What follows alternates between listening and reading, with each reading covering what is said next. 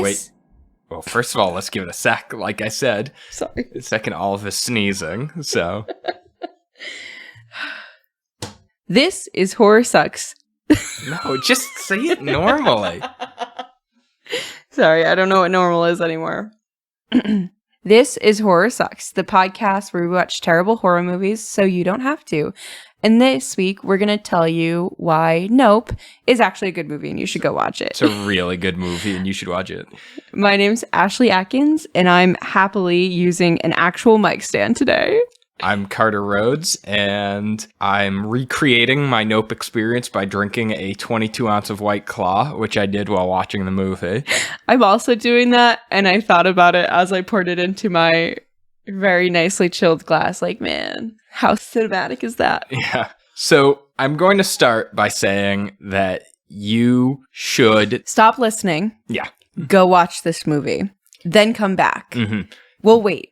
This is an incredible movie. There will be spoilers. There will be a lot of spoilers. We're going to tell you what happens in this movie. If you want to see this movie, go watch it. Yes. It's worth paying to see it in theaters. Yes. I recommend you watch it as quickly as possible so you avoid any even chance of a spoiler. Like, stop listening. You that are still listening, we're talking to you. Just stop. Go buy your ticket right now and then come back. It's a really good movie. We're hoping to get this turnaround on Wednesday. So if you're listening to this on Wednesday, buy tickets for Friday and watch the movie. It's really good. Exactly. All right. With that, you have been warned. We'll give you another warning. There will be spoilers. But for those of you who have never listened to our podcast, hi, welcome. Just so you know what's going to happen, we're going to tell you the plot of the movie with spoilers. And then we'll give you some fun facts. And then we'll get into our favorite segment, The Good, the Bad, and the Spooky, where we review our favorite parts, our least favorite parts, and what we found to be scary. And then we will give you our rating and our overall impressions. And with that, Carter is going to take us with the plot. But I think we need one more spoiler warning. This is the only podcast that you will get this much red flags to stop listening. Yeah. So I'm about to tell you the plot. If you don't want to hear it, pause this, turn the volume down until you find the remote on whenever you're watching it. There's even a chance you're going to see the movie. It's worth not being ruined. Mm-hmm. Like, genuinely, this movie's phenomenal. Mm-hmm. Go listen to it. Mm-hmm. So the movie opens with a shot of a ruined TV show for a sitcom called Gordy's House, starring a chimpanzee. The chimp is all bloody and it's attacked several of the actors. And that's the cold open. After that, it shows Otis Haywood Sr., who's played by Keith David. And he runs Haywood Hollywood Horses with his son, OJ, which is Otis Jr. They're descended from I'm sure you've seen it, probably in the trailers, but it's a black man on a horse, and it's like the first film. First motion picture. Yeah. So they're descended from that, and they're keeping the legacy alive by... That's like their great-great-great-great-grandfather. It's only his great-great-grandfather, Otis Sr., so it's their great-great-great. So he was like the first animal wrangler, the first movie star, and so now... And first stuntman. And so now they rent out horses to movies. They do safety stuff. So they're standing around, and they hear screaming noise overhead, and OJ's phone dies. Debris falls all around them, and eventually something strikes Otis Sr. in the head and kills him. And an autopsy reveals that it was a falling coin that was embedded in his skull. So 6 months later, OJ is struggling to keep the business going with his sister M. After the crew on set for a commercial they were filming doesn't respect the horse, it reacts violently, doesn't hurt anyone, but it kicks up dirt and scares everyone. So they are released from the film. To stay afloat, they sell the horse to Jupe, who is He's the child actor from... Former child actor, now adult, from Gordy's home. He has a whole collection of memorabilia from when he was a movie star and specifically from Gordy's home. And he survived Gordy's rampage. Jupe has been purchasing a significant number of horses for use in his rodeo/theme park, Jupiter's Claim. M and OJ stay in the house that night, and they notice the horses are reacting pretty wildly, and the electricity is fluctuating. When OJ comes out to calm the horse, he witnesses a UFO abduct the horse. So they see it as an opportunity to be the first people to catch a UFO, a real UFO on film, not the blurry images.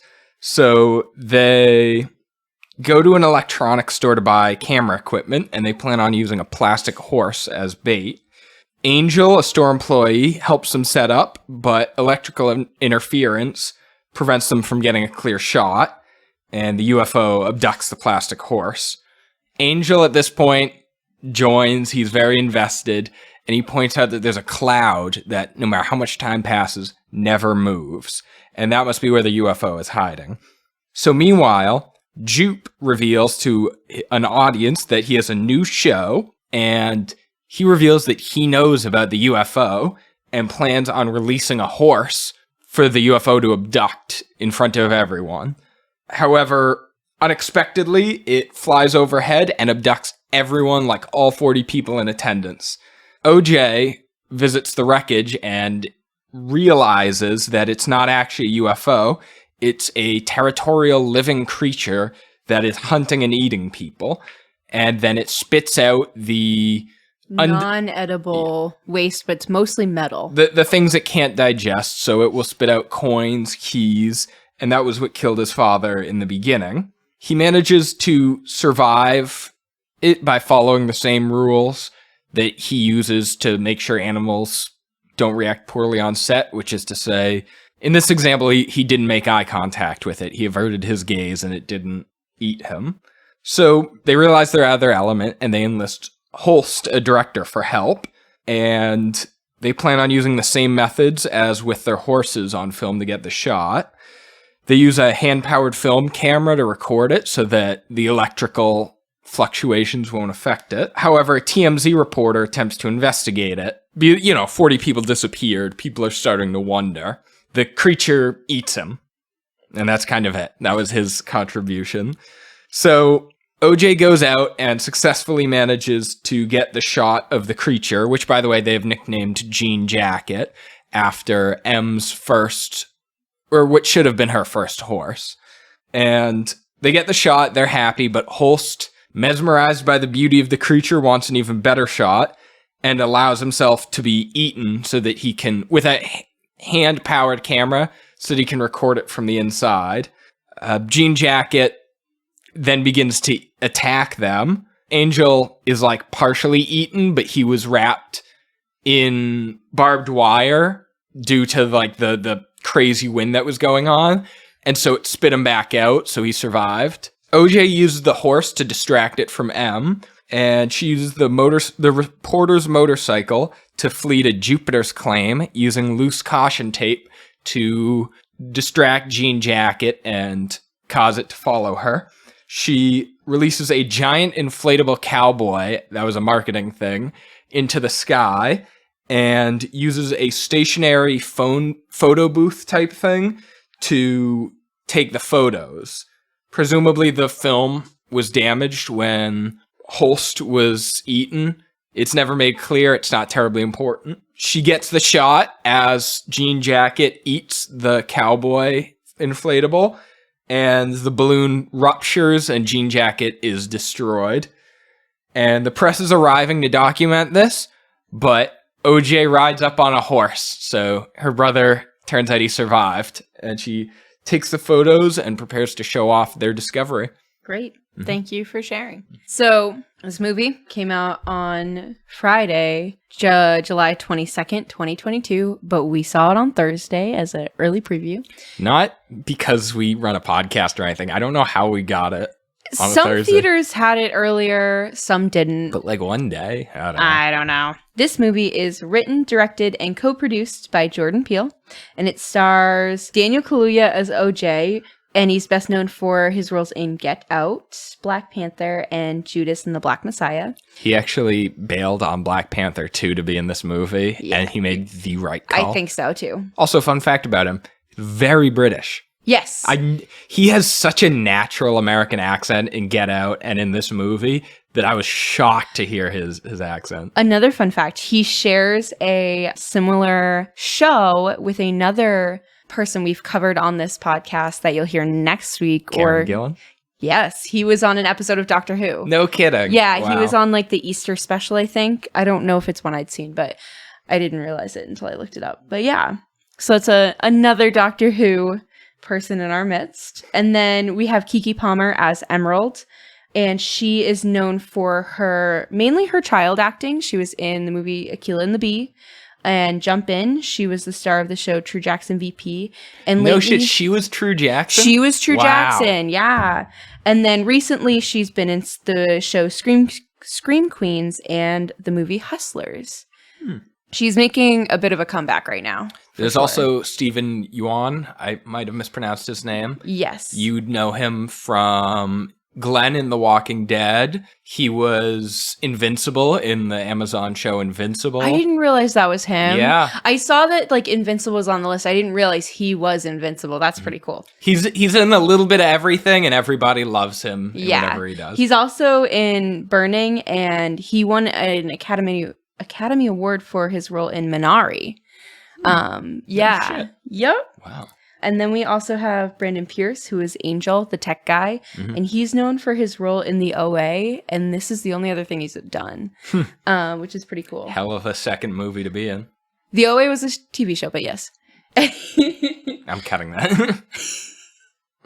And then we have Michael Wincott as Holst, who's known for his role in Robin Hood, Prince of Thieves, The Crow, and Alien Resurrection. Also, the father, Otis Sr., is played by Keith David. And you probably know Keith David from that voice acting role. Just think of one, and you're probably thinking of him. More seriously, he's a very well-known actor. He was one of the final survivors in The Thing. He is the president in Rick and Morty. We've actually talked about him, haven't we?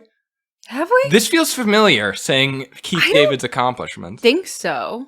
I don't think we've covered a movie with him in it, but he is a very, very well-known actor beyond voice acting too. Like you look at him and you're like, he's kind of in everything. He's got very deep, gravelly voice, and you'd know as soon as you heard him. He's like the classic voice of God. Yeah, we were pretty bummed that he died, but yeah, he didn't make it very, very long, but. Just a little disclaimer, Keith David is very much alive, and it's his character that dies. It was nice to have him while we did. So, the budget for this movie was $68 million, and opening night, it made $19.5 million, so it's already off to a good start, although I guess Us also had a pre-release where they did a Thursday, and sales were down from Us versus this movie. I think it made Thursday like 6.4 million while Us made 7.1. Us was also released pre-pandemic though. Yeah. I know quite a few people. That's also true. I know quite a few people who just simply don't think they're going to go back into a movie theater. They're not even particularly virus cautious. I don't blame them. It feels weird going back into a confined area. I get it.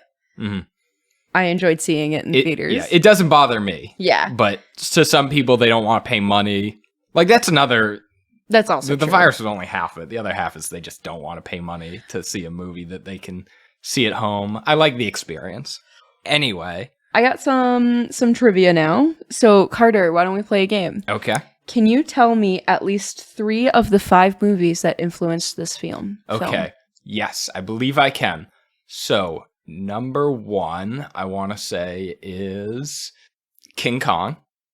You would be correct. Number 2, Jurassic Park. Correct. You didn't look this up, did you? I incidentally saw some, but it's okay. Well, this one is truly from my heart, Jaws. No. Okay, well, I disagree, but... And let me think. There was one more. Not cited by Peele, but... Right, but it's very clear. It's a very Spielberg-influenced movie. For sure. That's it. I can only think of those two. Okay, so the other ones are Close Encounters of the Third Kind, Oh, yeah, naturally. Signs, and The Wizard of Oz. Was Signs the one with Nick Cage? I don't know.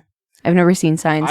I don't really pick up The Wizard of Oz except in the tornado scenes. I think that's just what it was. Yeah. But I mean, again, it's just the tornado scene. We'll get into it because there is one scene that I would say, yes, is Wizard of Oz-esque. But yeah, so he cites those as his influence, which is pretty neat. I have another trivia for you to guess, and I hope you didn't look this up.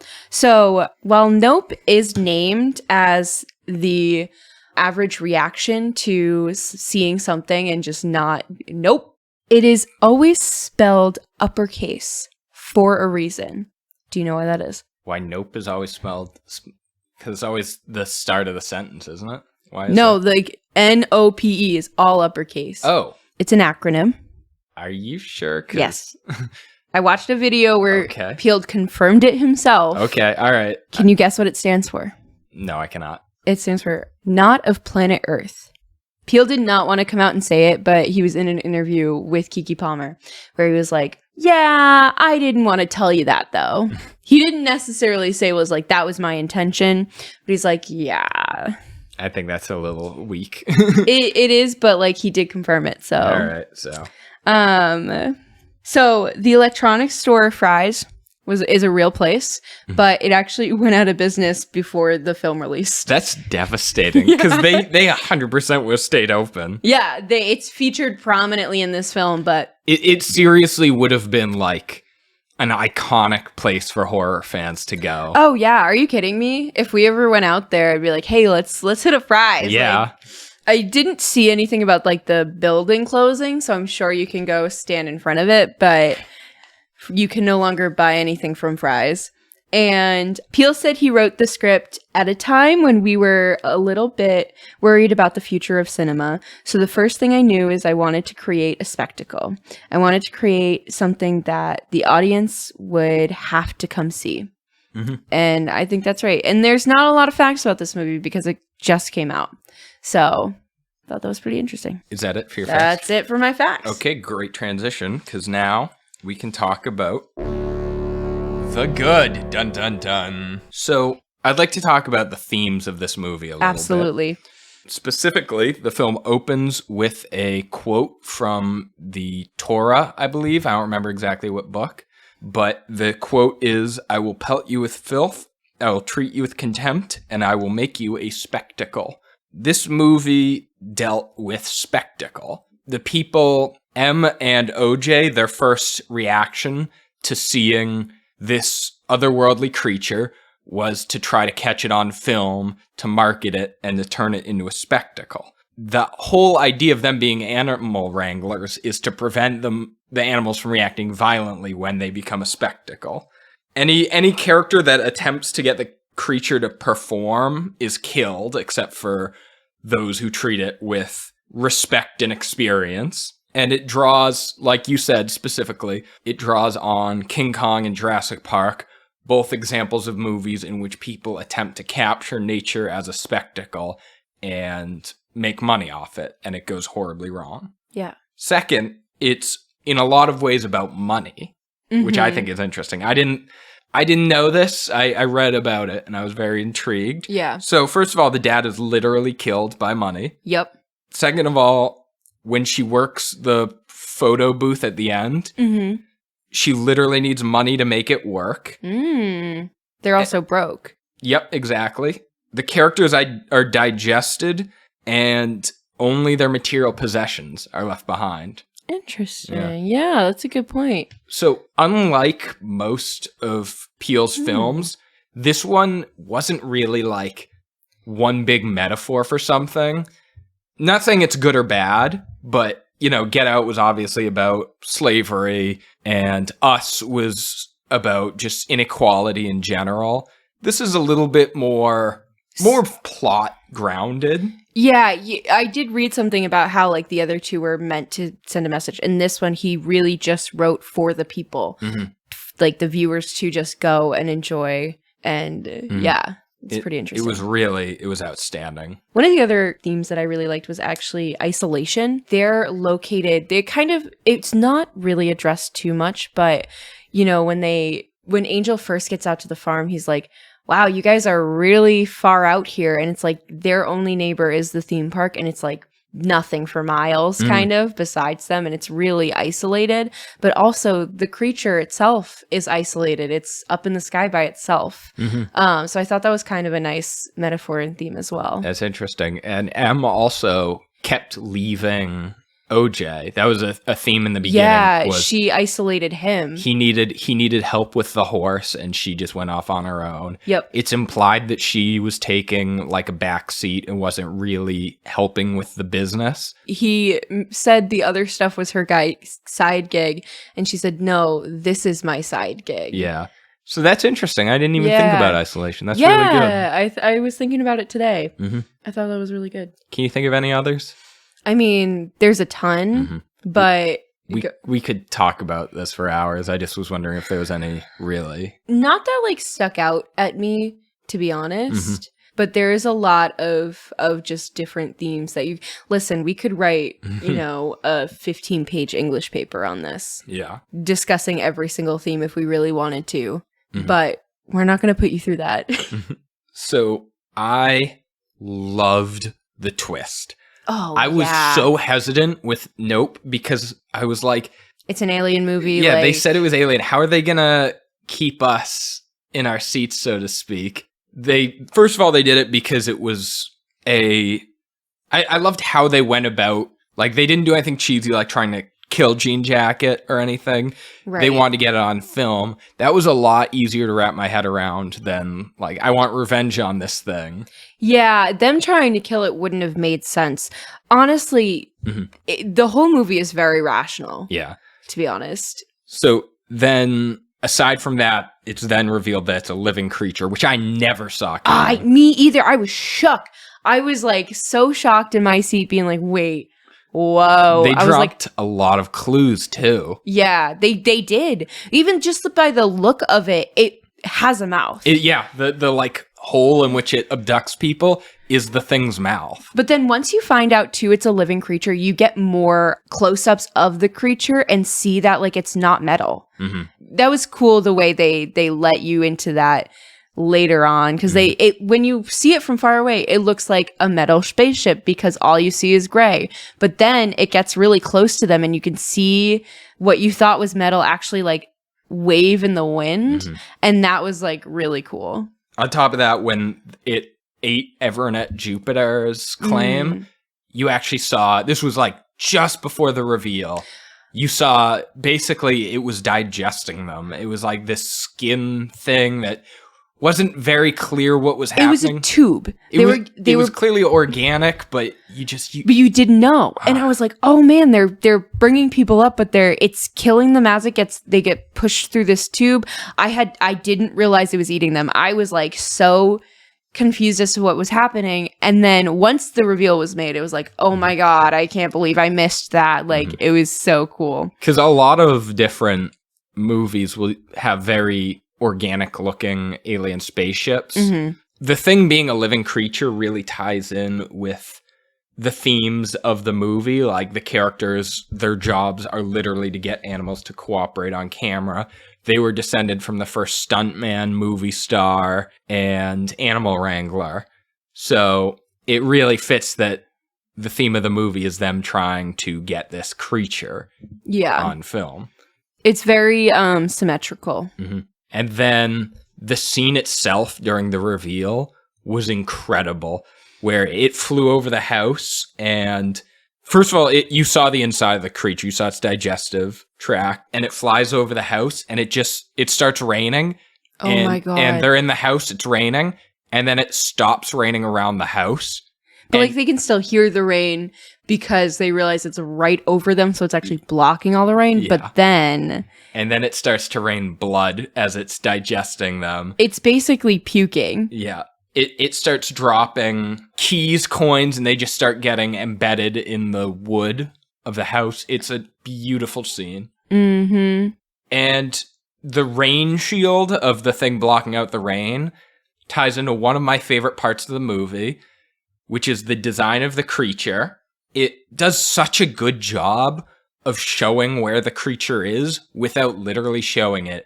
And that's one of the best parts of the movie Jaws, is the shark is in the movie so much, but it's only on screen for what, like 3 minutes? Yeah, I think so. You don't see the shark until an hour and a half into the movie.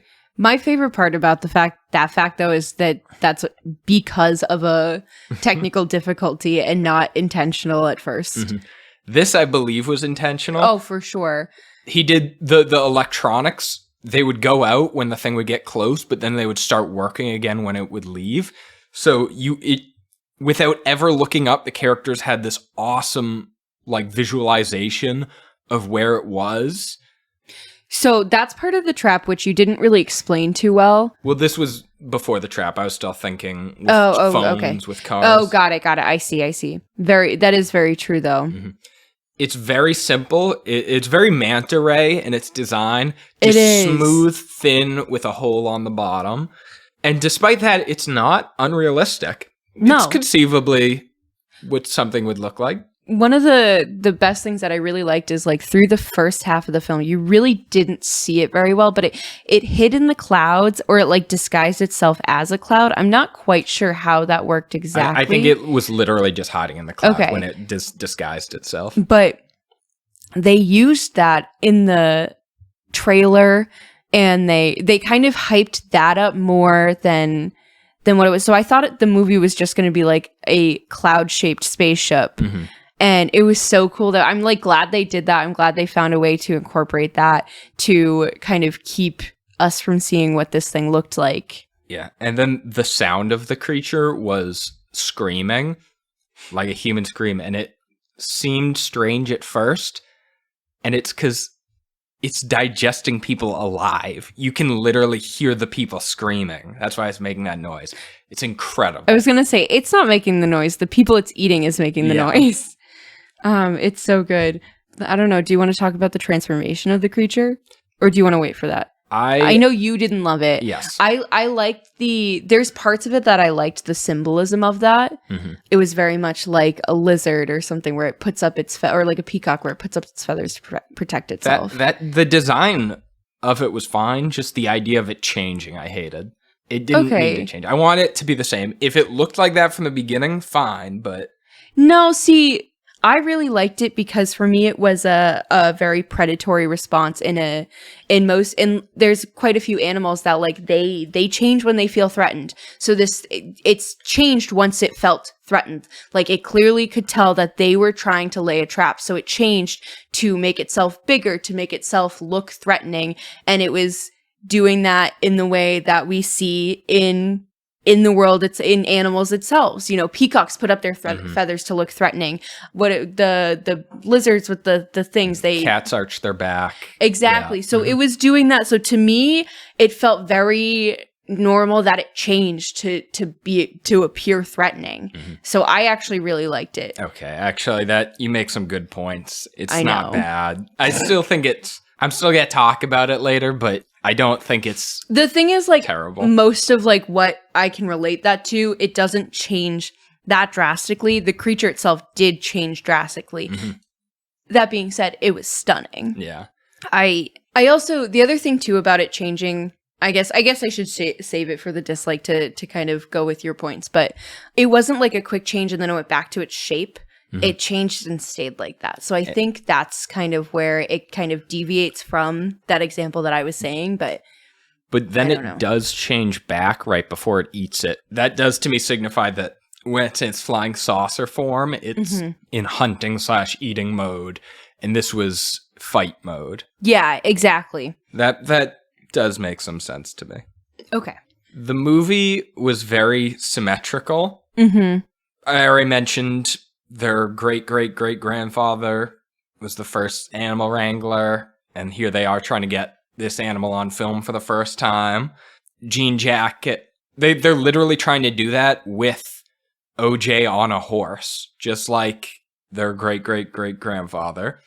In the film they showed, the first motion picture, first of all, they describe it as the first series of photos rolled together to give the illusion of a moving picture, which is at its core what film is. And at the end of the movie, when M took a series of pictures of the creature, which, by the way, I should mention was a well in the ground, and so you would lean over it and like smile, and it would take a photo facing up. So that was how she got it facing the creature. When M took those photos, she literally was using, first of all, it literally was a series of still photos to give the impression of movement. Second, she cranked it with a physical hand crank, like you would crank a reel of film of a movie camera. It was just beautifully symmetric. Their father in the beginning of the movie was killed by falling change, and it was the falling change that she scrambled for to take the photo. It was just a beautifully symmetrical movie. I definitely agree. I don't know if I see other symmetries, but like it's really just so good. I want to talk about the characters. Yes. They're great. I love them. They all act like very rationally, like they have clear motivations. But what I really loved is that we got just enough backstory. We didn't need to know their whole entire childhood trauma, like how they ended up on the farm or whatever. Like we got they explained it simply, and like we understood very clearly everything we needed to know without weighing down the script, which is, I loved that. But then also they all had very different personalities that like complemented each other, but also just made it really great. Yeah, it was really, they all stood out. The acting was outstanding. Daniel Kaluuya was very quiet, a little grumpy almost. Might say like aloof too, like he's very... It's clearly bothering him that, you know, he watched his father die. He's still struggling to run the business. And he has to do it by selling the horses. And they make it clear in the movie that the horses are important to them. He also is clear that, like, the horses were really his father's thing and not, like, he was doing it to carry on the family business, but it wasn't, like, his passion or anything. He just kind of was doing it to do it. And he does a good job of portraying that. They also, this was my biggest fear when watching Nope, or when hearing about Nope, was I was worried that every time they saw the creature or something, they were going to go, nope, and it was just going to be like pause for laughter. They do say that quite a bit, but it really does feel, I don't know if this is the case, but it gives the impression that the name was picked afterwards. They don't feel shoehorned in. It feels like it was reasonable for the characters to react like that, just knowing their personalities. The best scene was Daniel Kaluuya. The car dies right when it's revealed that it's a creature, and he opens it and looks up, and it's right over the house, dropping coins and keys and blood, and he just shuts the door and just says, nope. just very clearly just for himself. He's like, nope.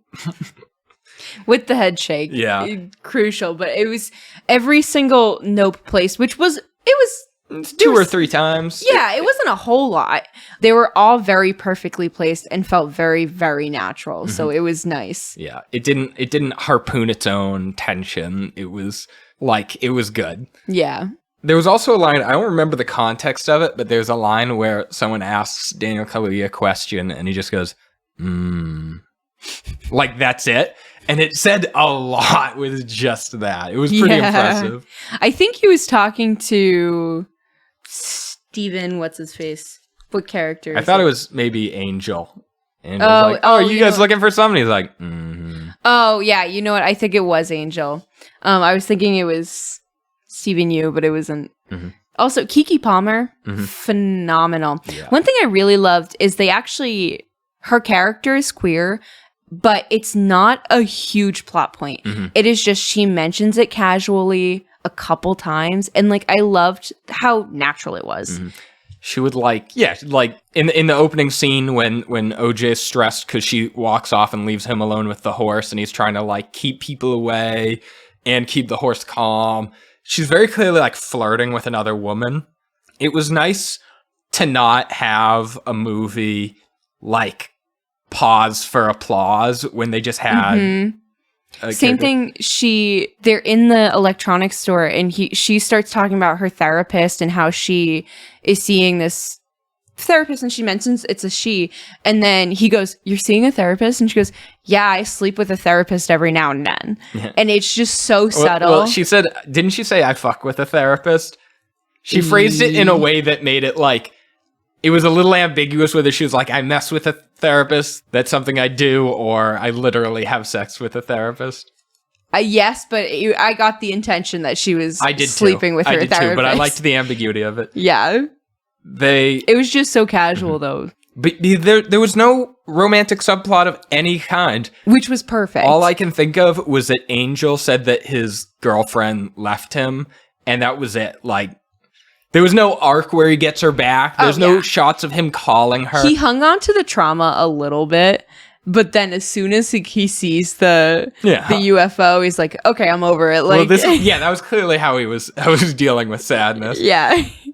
But yeah, it was very well done the way they had be a gay character without, wanting applause for it. Yeah, it was great.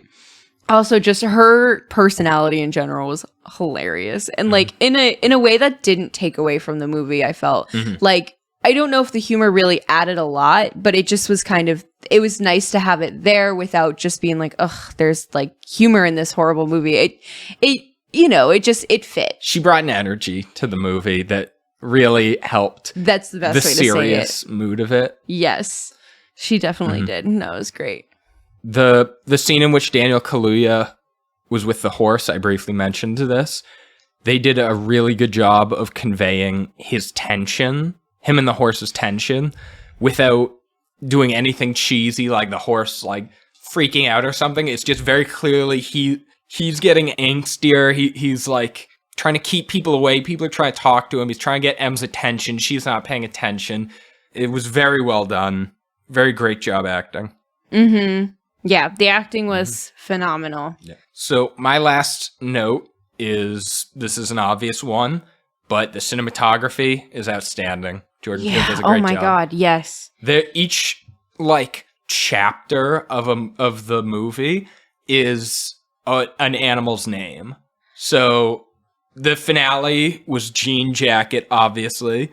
When Jupe was killed, his chapter was called Gordy, and it opened with the full video of Gordy freaking out and killing people. Which, by the way, that scene was outstanding. The balloons popping. I missed the beginning of the scene. Yeah. Oh. So what set Gordy off?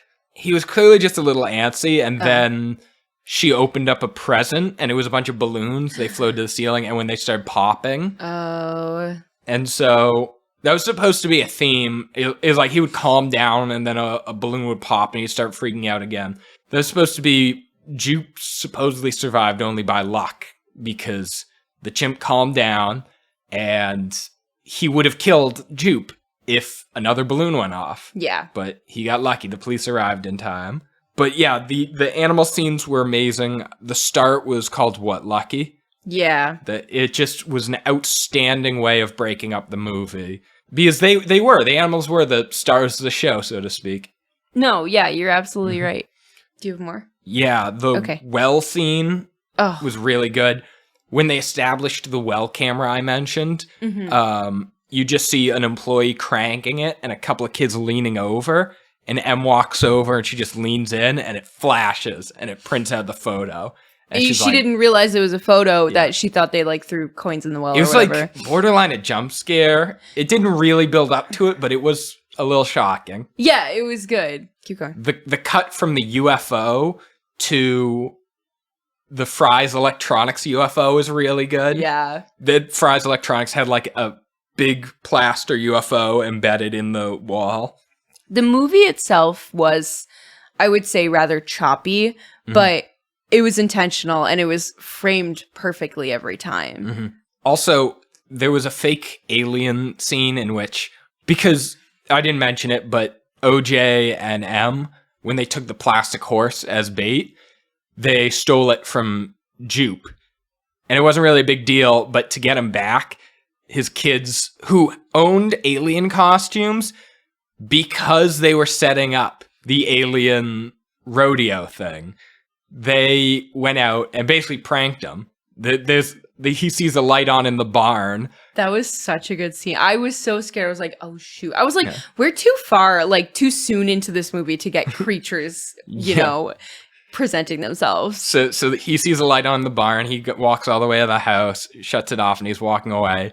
And the lights turn back on, which, by the way, is an incredible turn on the horror trope of, not that it's a tired trope, but it is a trope where, you know, someone turns on the light and they're walking away and the light goes back off. Instead of this, the light's going back on, which to me is way scarier because that's a positive, something is there doing it. But also it's the opposite of what happens whenever the creature shows up. All their electricity turns off. Yeah. So he looks over and he sees the guy in a alien costume, and he like stands up, and it's dark. The lights must have gone out or something because it wasn't clear that it was fake right away. And they're like slowly walking towards him, and he's just like, nope. No. But then he kind of backs away, but then he's like, oh, I gotta get video of this. And he pulls out his flip phone. And oh my god, it was actually kind of funny. Was he's just filming the corner waiting, and it's going so long that you think it's gonna be a jump scare, and it's gonna come from the side. And so slowly, the creature pokes its fucking head out from behind the wall. Like, it takes a good 15 seconds from when you see the top of its head to when you see its eyes. And then, like, another one comes out from the side, and he punches it in the face, and that's when he realizes that they're just kids. They start laughing. Yeah. Oh my god, that was funny. The alien creature costumes that they wear also are phenomenal. Yeah. Like, they're not your typical what you would think. I never watched the Time Machine movie, but I don't know if you've read the old book, The Time Machine. Yeah. Oh, it's good. But there's they have these creatures that I don't even know how to describe them, but in my mind, that's how I picture them. So I don't know. For me, it was very enjoyable to see. I know I said I had one. That was my last note, but I do have one more. Okay. I loved Mary Jo Elliott. They didn't make a big deal out of it, but you could tell who she was. Jupe made Stephen Young, same person. Jupe made a call out to her when they were doing their his show, trying to show the alien, and he's like, my co-star, my first love, Mary Jo Elliott, and she's wearing a hat with a veil over it. And you probably saw her in the trailer when the alien shows up, the wind blows, and you see she's like horribly scarred. She doesn't have lips. And they didn't explain it, but I didn't think they needed to. She was very clearly his co-star on Gordy's Home, who survived the attack but was maimed by it. Yeah. The fact that they showed her so prominently in the trailer was so incredible because you started to wonder if maybe that was what the aliens looked like. Right. And it was just such a perfect red herring. This movie is so full of red herrings, but also one of the things that I actually really liked about this movie, it didn't treat its audience like idiots. Mm-hmm. It expected us to be smart enough to make the connection that this woman with the scarred face is the woman who somehow survived the mauling by Gordy. Mm-hmm. A lot of it was very intelligent, and it was like, instead of the movie bringing it down to people's level, it said get on our level because there's a lot here. Yeah. Which I loved. And I hate when movies do the opposite, because 9 times out of 10 most of the time they do. As a stupid man myself, if I don't get something, I'm not like, hey, hang on, wait a minute. I just like, oh, this is something I don't understand, and you just keep going. You roll with the punches. You're used to being stupid. Exactly. I loved it. So like, not knowing who Mary Jo Elliott is, no one's going to like, wait a minute. Right. They never explained it. They're just like, probably they explained it and I missed it. Yeah. That's how I felt when I missed the beginning part for Gordy's attack. I was like, I definitely missed this, but like, whatever. Carter's going to explain it to me later. All you missed was just part of a good scene. It's just, I missed the motivation for him using his mind. That was, I did really like that scene. Yeah. But are you done? Is that your last thing? Okay. I have one more thing, which we haven't really talked about, was the trap they set. Mm-hmm. Because it's so sophisticated. It's very Are you clever. Purposely avoiding it? No, I just had a lot to talk about. That's true. I was so enthralled by this because what they do to try and see the creature is they get you know, the blow up guys from in front of car the car. dealership, Yeah. And they kind of, throughout the movie, they kind of show the car dealership, but they don't explain anything. But you see the creature suck up the horse and it has flags attached to it. So you think that's why they're showing it. But then in the end, during this final trap to kind of capture this creature on film, they take tons of these creatures, these blow up men, and like create a minefield basically. And whenever the creature flies over, they'll die. So they know exactly where it is to point the camera at it and like where to direct each other to go to. It was phenomenal. Each one was hooked up to an individual car battery so that when it flew over, that one specific one would stop dancing. And then when it passed, it would start back up. It was so clever. And the creature also realized that they did this, and it pissed him off. Because when they first set it up and they're like, oh, he's here, he tests the water, because like you see him like go towards it. The first blow up guy goes down and then he goes away, and then he comes back and it goes down again, and then he goes away, and then eventually he just goes full force in. I think it was just the movement, and it couldn't really tell what was people. Maybe. I think it just saw all the motion and was testing, like they said, testing the water, seeing what would happen if it flew over. Yeah. So now let's talk about the bad. Okay, so honestly, not a lot of bad. I have very little. I wrote down a few things. I think as we were talking, I was like, oh, that could go in there, and I forgot them. So to be honest, one of the things you said was good, I felt was bad, which was the naming of each section by an animal name. You didn't like that? I don't think I really got the connection of it. Oh. And so I just was like, oh, I don't really care for this. I thought it was a cool thing to do, but it just like, it didn't really add to the movie for me. Well, for me, that was another part of the adding to the clues that this thing is an animal. Is right off the bat, it literally saying this part is about an animal. Fair. This part is about an animal. This part is about an animal. That's a good point. And even when you explained it already, I still missed it. I get it now. It's still cool. It took me, it's that stupid thing where I was like, hey, get on our level. Yeah. I made it. I'm there now. Okay. So but yeah.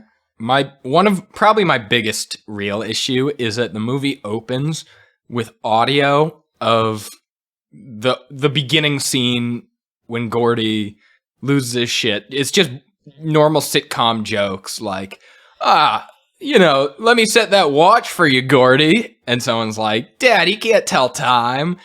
And they're like, laughter. The problem is, though, they were playing that while it was still doing the opening, like, the movie studios and stuff. And one of them was like Monkey Paw Films or whatever. That's his company.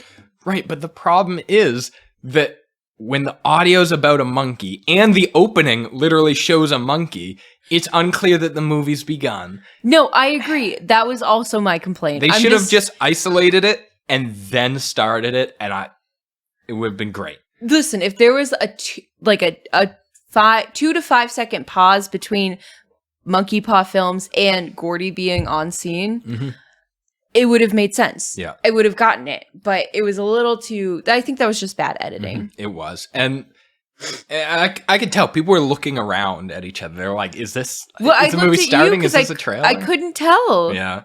I mentioned already that I didn't like the fact that Jean Jacket changed. I've warmed up to the idea now. I still think, I don't know, I think I need to think about it a little bit more. I think the change was pretty drastic between the two. That's kind of my biggest issue is if it was just kind of like, if he changed a little bit, I think I'd be down. But he turned inside out and spread out. It looked it looked like a different creature. It was weird. It definitely did, but it also added to the spectacleness of it. So I suppose so. This one is one of my favorite complaints I think I've ever had about a movie. The chimp in the beginning, I was freaking out, was very clearly CGI'd. Yeah. Which was hilarious that in a movie about animals misbehaving on sets and stuff and becoming violent, they just didn't even fuck with the chimp. They're like, nope. So the actor who plays the chimp, this is not his first role playing a chimp, a CGI chimp. He was also in Andy Serkis. No, Rise of the Planet of the Apes. Yeah, just an educated guess that it might be Andy Serkis. He has a tendency to be a monkey or no, it's Gollum. Terry something. But yeah. I didn't really like Gordy and like the whole subplot of that. Oh, like, I loved it. I mean, I understood the symmetry of it, but I also missed the balloon popping thing, and like that I think is again, I missed something, and that's why I think it's bad more than just like a general complaint about the movie. There were a couple of flashbacks in the movie that normally were handled well, but at the climax of the movie, especially, there's a scene in which the TMZ reporter shows up and he's wearing this all mirror helmet, and it looks just like in the beginning of the movie. Part of what made the horse freak out is they hold a light sensor right in front of it, and it's a mirror, a circular mirror, and the horse kind of freaks out. It's the same thing, and that's another beautiful symmetry thing, except they showed a flashback of it. Yeah. And it was just it felt like the movie was nudging me and being like, hey, do you get it? To be honest, personally, I needed it. But they shouldn't have done it because it was so clever. Think about how awesome it would be to talk about that and point that out. True. But instead, it just, they had to be a little too obvious about it. I don't disagree with you. I'm glad they did point me in the right direction. But I can see how, like, if I noticed it myself, I would have been really proud. Yeah. Like, think about seeing it on your second watch or something. Yeah, exactly. That's a good point. Overall, the flashbacks were handled okay. I felt like there weren't that many of them to really complain about it. Yeah, I would have rather not had them, but it wasn't. They took away a little bit, I would say. Yeah, I mean, no, I got nothing else to add. So when they were talking about Jean Jacket to Holst, trying to recruit him in the beginning, this was before Jupe was eaten. The conversation they were having was just way too conceptual. Yeah. Like, she's like, what if I told you could get the shot no one... Like everyone says, shot of a lifetime, the shot that no one else could have. Yeah, and he's like, that's impossible. Yeah. Let me tell you, you spend your whole life chasing that shot, and what are you going to do when you get it? I'm like, this isn't a conversation. Like, it's just way too conceptual to actually be Exactly. Yeah, and honestly, I'm surprised he made the connection when he saw the TV story about Jupe getting eaten, because I understand like how he connected, but the conversation was so vague. It was like, unless he knew the fact that they live next door to each other, like I don't see that really connecting. And on top of that, he wasn't like a known UFO photographer or anything. They met him on the scene for the advertisement. So he was always editing and looking at animal films, so I think he's a known like animal filmographer. Right, but there was no reason to think that like cinematographer, documentarian, it doesn't matter. There was no reason to think that like he knew they were talking about a UFO right off the bat. No, and I think that's part of the reason why he said no, not because he didn't believe in UFOs. Which, by the way, another really clever part of the movie. He's always looking at animals. Yeah. Filming animals. And that's what he ended up doing, was filming an animal, not a UFO. And then my last complaint about the movie is when they're doing the build-up, they're showing how they're setting up the trap for Jean Jacket. Yep. They're having like a final meal. Yep. And Holst kind of like... He had very few words, always very deep voice, quiet and stuff like that. He starts saying like singing the Purple People Eater thing. He starts speaking it. Yeah. And he kept going. And it was way too like over the top serious to be anything. It might have been like he just said it. It wasn't like anyone sang along as he's just It was a one-eyed, one-horned, flying purple people eater. Sure looks strange to me. Yeah. It was odd. It really felt out of place. It was way too serious to be anything but cheesy. And it was much longer than that. It really... He did a whole verse. Yeah, I was like, okay, I get... At first, like, when he first said the line, I was like, oh, like, he's gonna stop here. Like, that's kind of Just funny. I thought it was going to be funny if they all started singing. It might have been a nice way to break the tension because they're like, they all felt like they were going to die. Listen, if he stopped at like, right at like, he's like, I saw the thing flying out of the sky. It had one long horn and one big eye. If he stopped there and they all just kind of nodded, I was like, okay, right, they get it. But yeah, he didn't. He went through the whole thing. You're right. I forgot about that scene, but it was not great. Mm-hmm. But are we ready for the spooky? I'm ready for the spooky. Excellent.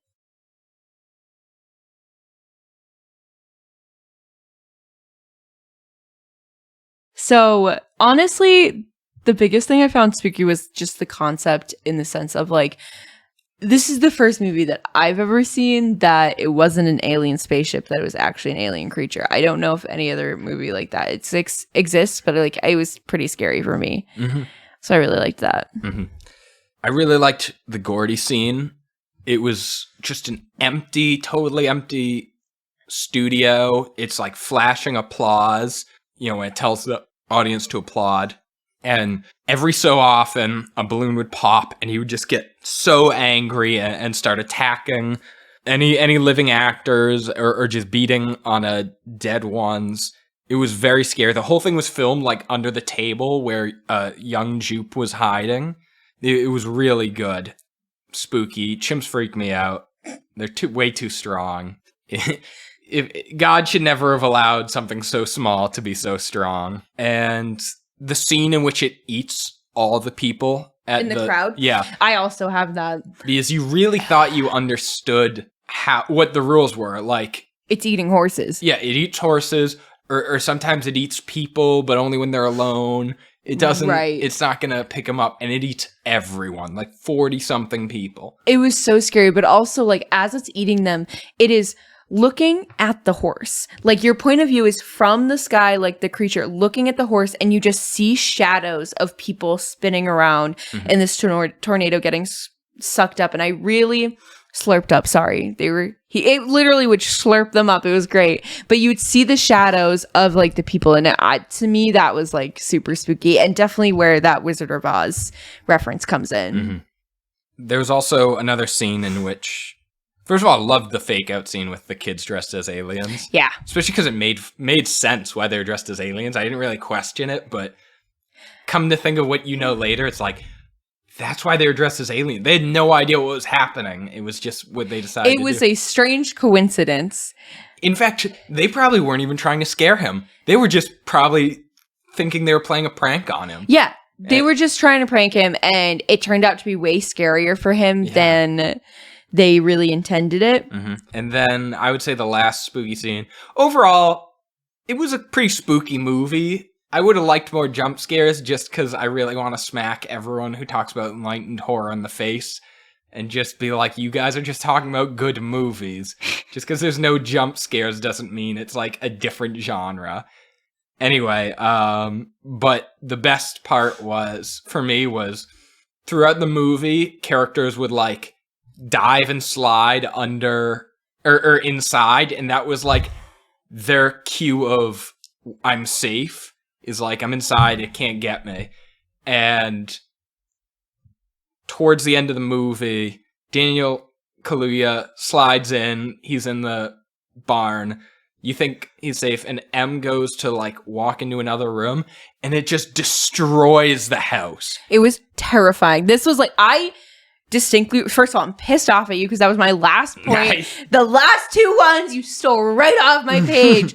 But we were in the theater. I deadass like jumped so hard I hit the tray table on my lap to the point where like my papers that were on it just like kind of flapped up. Like it got me, man. That was a good jump scare. Now that's another thing that I just love is when they spend so much time implicitly setting up the rules of the universe just for you to realize there was no reason to think. And that's what Jaws did. Yeah. Is it's okay, they're out of the water. And it's like, well, you have no reason to believe that you're safe just because you're not in the water. No, it did such a good job of building your trust that they can be inside and it won't try and get them. Mm-hmm. There's one point where OJ, though, does run under something that has slots in it, like when he goes to see where all of the people got slurped up, and it goes over him and he does hit the ceiling, but you assume it's because it's not a full structure and that there's slots in it, so there's nothing blocking the wind. So like you were like, oh, okay, like you questioned it, but you were like, no, it's still a rule. And then they just ruin it. Yeah. It was great. It was so good. So overall, it's just my opinion. I think this is Jordan Peele's best movie yet. By far. Yeah. And just to be clear, I loved Get Out and I loved Us. For sure. And I think Nope is better. Unlike his other movies, I already mentioned this, but it's not really about anything. Not really good or bad, just kind of an observation for you guys. It's very well shot and very original. And I don't have much more to add for overall because most of my overall notes are in the good section. Yeah, this movie's brilliant. I really, I'm so glad we went to go see it. Genuinely, when Carter suggested it, I was like, it's going to be a good movie, but I'm not going to complain. I'm going to be like, yes, let's go. Yeah. I was so excited, and I'm so glad. Like, I will be talking about this movie for a long time. Yeah. So, for my Joseph DeStasio Memorial line highlight, rest in peace, he said, the line I chose, and it's an obvious one, it's nope. It said several times throughout the movie, and it's always used funny, but it's never breaks up the tension that it built. So I would argue that it wasn't used funny, but it just was funny because it's a natural reaction. I'm glad you used that quote. I knew you were going to, but I was just so worried it was going to be too over the top, and it wasn't. It was perfect. But it also wasn't overused. It was used maybe 3-4 times. Yeah, I think it feels like 4. It felt a little bit more than 3, but yeah, but it was just like it was the perfect amount to be like, hey, this is the title of the movie, but also, you know, and it was always used during like action, so it never felt like a roll credits moment. No, it was always like this thing happened, nope, and then that was it. Yeah, like it was very, very natural. But okay, are we ready for... well, for my comparison, that's right. I just want to say it's like Jaws, but in the sky. It was very cool to see how he adapted a lot of Spielberg's techniques. I don't believe for a second, I know he didn't say it, but I don't believe for a second there was no Jaws inspiration. It's very clear. Maybe it was just like subtly, like he didn't realize Jaws inspired him, but like... I think it heavily inspired him and he just didn't feel the need to bring it up. No one's gonna like what analysis can you really make of like, yeah, he says the movie's like Jaws. No shit, it's like Jaws. It's like, yeah, we can talk about how Jurassic Park and King Kong are interesting influences, but there's not really a lot of insight we can give with Jaws. It's just obvious. Okay. Are you ready for your rating? Yeah, why don't you go first? All right. I gave it a 9.5 deadly coins falling from the sky. That's a really good one. I gave it 9 sharp-looking jean jackets. I would have given it a 10, but I believe in the NFL Hall of Fame way of doing things, which is you can't induct someone until 5 years after they retire. Because I don't believe in crowning things right away. But I'm in the camp. This was a great start for something. Oh, this movie, again, phenomenal. Yeah, you could not ask for a better start for a movie to be considered one of an all-time great. I think it's going to be there. I'll revisit it in a little bit, and it might get the 10 then, but... I mean, it's going on my favorite movies list for sure. I was telling Ashley, it's going to be a bummer that they're going to start coming out with Jordan Peele collections and we're not going to be able to buy them for a while because he's always going to come out with another movie and it's always going to be like, well, that one's going to need a new collection. Yeah. It's like when they made, they started making Harry Potter collections around like the 5th movie. I'm like, come on, guys, you know you're going to have to buy more, right? Yep. Yeah. I love it though. I can't wait to have like just a shelf of Jordan Peele movies, and all of them are gonna be stars. Yeah, for sure. I still can't get over how good this movie was. It was so good. Sorry, we're talking about box sets because before we went to see the movie, Carter and I went to Bull Moose, where Carter ecstatically bought the box set of Alien or the collector's set of Alien and of just Hitchcock. Hitchcock, thank you. Give the Alien quadrilogy the respect it deserves. Sorry. I bought a $6 Alien quadrilogy, and it was the best day of my life. Also, to include that, Bull Moose had a second Alien quadrilogy, to which Carter turns to me, goes, "You should also buy it." Why in the world do we need 2 Alien quadrilogies? Even better, that one was $30. Yeah, there's no freaking way. Just eyeballing it, they looked like the same quality, so who knows? I don't, but yeah. Okay, so that's everything I have on Nope. With Me any too. luck, we'll get this turned around by Wednesday, and hopefully the next movie you will be reviewing is Oculus. And if you've already heard Oculus, then the next movie we're going to be reviewing is Prom Night. All right. Alrighty. Thank you all for listening. If you like what you hear, want to give us some support, please rate, review, and subscribe to our shows on Apple Podcast, Amazon Music, and Spotify. You can also find us on Instagram at Horror Sucks Podcast, or our website, which we'll hopefully post it soon, at horrorsucks.com. You can always email us at horrorsuckspodcast@gmail.com or message us on the Instagram. But thank you all for listening, and thank you for your support. And yeah, with that, stay spooky. Horror Sucks is brought to you by Wild Thing Media. Music and production done by me, Ashley Atkins, and editing done by Carter Rhodes. Thanks again.